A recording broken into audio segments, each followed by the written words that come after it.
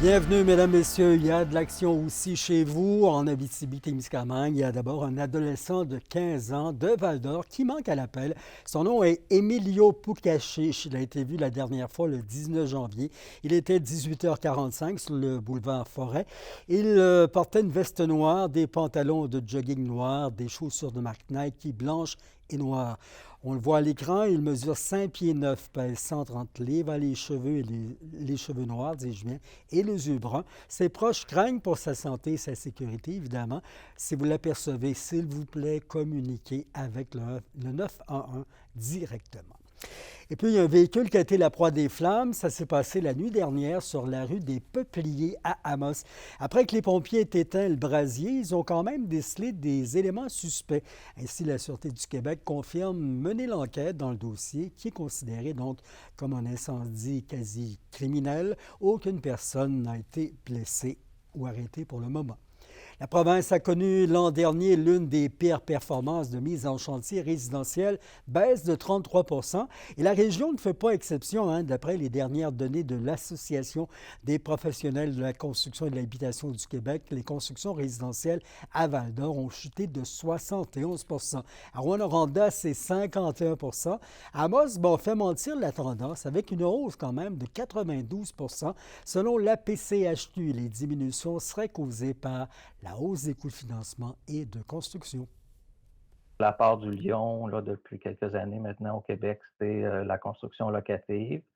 Là encore, les taux d'intérêt et les coûts de construction font en sorte que c'est difficile de rentabiliser là, les nouveaux immeubles, à moins d'arriver vraiment avec des loyers qui sont très, très, très élevés. Donc, il y a eu beaucoup de projets, par conséquent, là, qui ont été mis sur pause en 2023 parce que les promoteurs attendent que les conditions s'améliorent là, avant de mettre en chantier leur projet.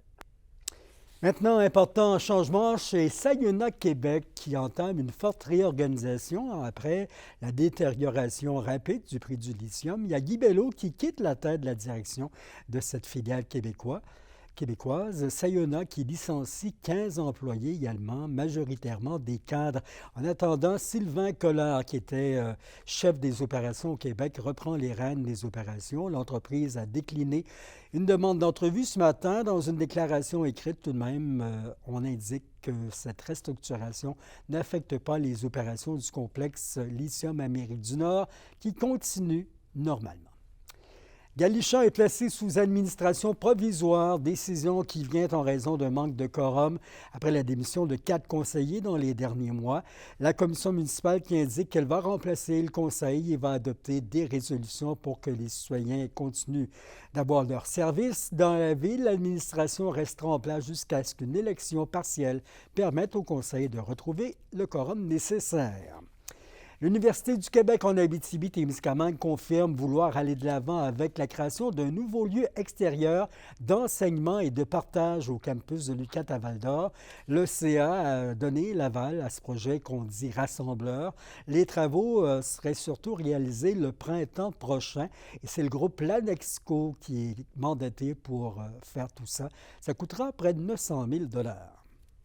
C'est un projet innovateur dans le sens que c'est le premier que l'UQAT développe.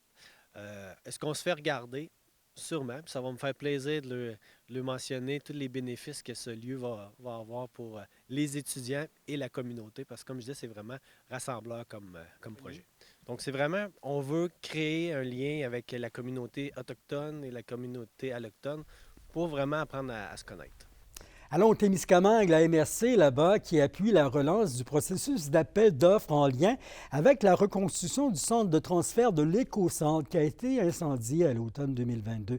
Les élus entérinent les élus du conseil, dis-je bien, à la MRC, ont entériné ça hier. On a aussi accepté une demande adressée par la ville de Témiscamingue pour rejoindre le programme de soutien au patrimoine immobilier de propriété municipale, mettant en valeur l'ancien bassin de mise en charge de la Gatineau Power. Les élus qui ont aussi pris connaissance des commentaires de la MRC sur sa participation à la consultation nationale qui porte sur le territoire et les activités agricoles qui avait lieu la semaine dernière. Et malgré les délais, 2 des 4 maisons des aînés seront livrées cette année. C'est ce que confirme le Centre intégré de santé et de services sociaux pendant un conseil d'administration qui a eu lieu dans les dernières heures. D'autres projets de construction s'amorcent aussi. Pour nous en parler, Kimberly Hall. L'ouverture des maisons des aînés et alternatives à Rouyn-Noranda et Val-d'Or, maintes fois repoussée, devrait avoir lieu cet été selon le CISAT. Selon les échéanciers de l'organisation, celle de Val-d'Or devrait être terminée en premier et une date d'ouverture officielle sera connue dans les prochains mois.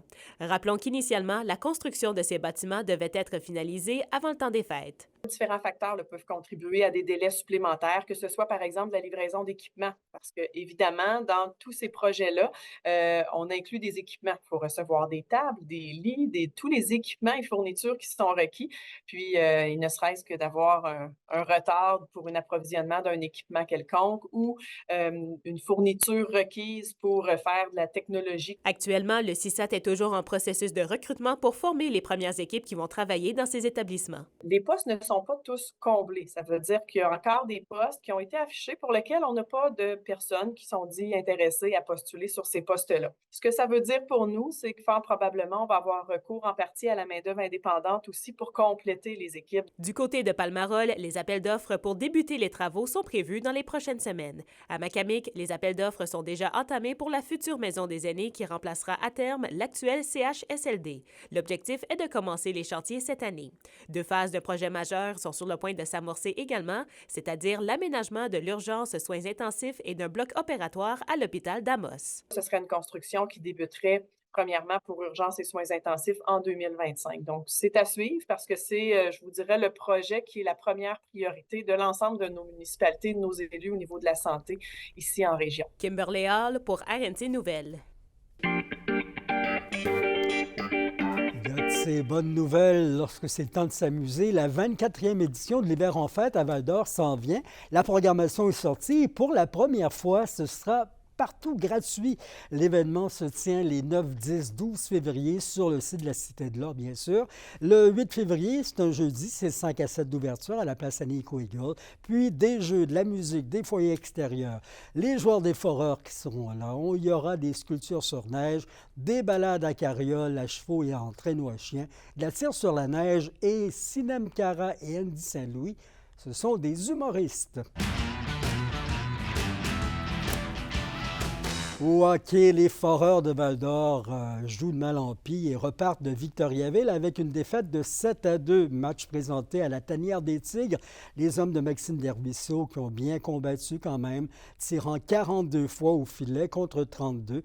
Alexandre Guy et Thomas Larouche ont pu trouver le fond du filet. Le gardien rouyn-norandien Nathan Darvaux des Tigres a mené son équipe. Avec cette autre défaite, la série de revers du Vert et Or est à 6 maintenant. Prochain affrontement des Foreurs de Val-d'Or, c'est vendredi. On reçoit à domicile l'Océanique de Rimouski. Attention Témiscamingue, il y a un avis de pluie verglaçante, particulièrement dans vos secteurs demain. L'Abitibi est touchée aussi dans une moindre mesure, mais les surfaces, la route, rue, trottoir, terrain de stationnement, ça sera glacé et glissant, semble-t-il. Il faudra adapter la conduite. La faible neige et le verglas commencent la nuit qui s'en vient avec -4 à -7 au thermomètre. Un copier-coller jusqu'au moins le dîner demain, vendredi, avec un mercure de 0 à -1. Et l'aperçu samedi pour encore du temps doux avec 0, là, mais il y a les températures plus près des normales saisonnières à -11 qui s'en viennent la semaine prochaine. C'était vos infos régionales à surveiller demain dans la région. L'ouverture des finales régionales des Jeux du Québec.